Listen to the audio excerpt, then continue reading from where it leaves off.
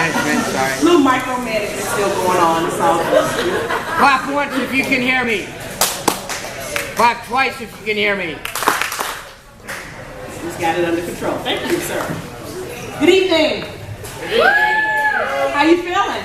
Oh my God. Fantastic. Great. All day long. Double.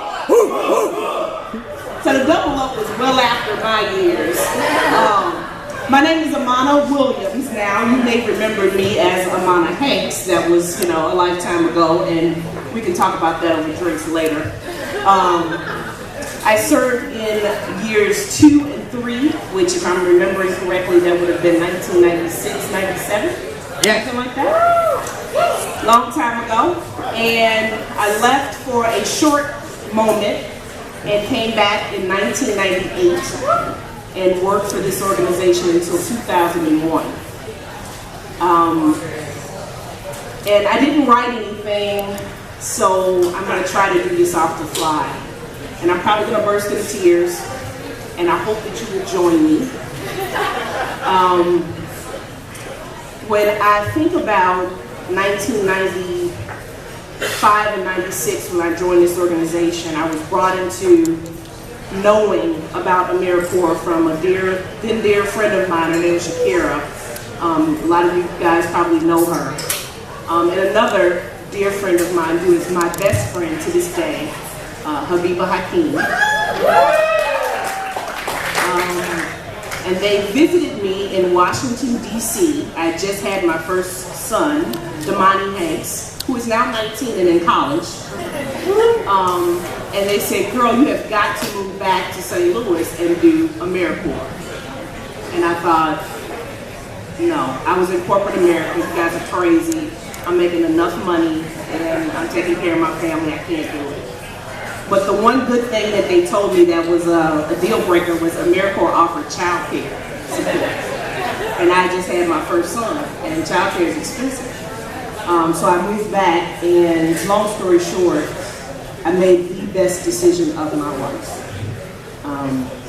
This program, this organization, led by 2 of the most amazing people I've ever met, literally took me on a path that I didn't know I was capable of walking. And I am the woman I am today because I was able to serve here. I don't know how else to put it. It's just been, you know how you do something and you think you walk into it knowing what it's all about? You think, I got this. And about halfway through my first year, I realized I knew nothing about what I was doing, but I had to keep doing it. I had to keep doing it. AmeriCorps has been my breath. And I hope for those of you who are serving now and have served over the last 20 years that you recognize the power of it.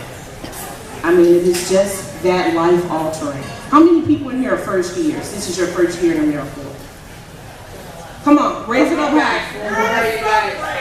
First year.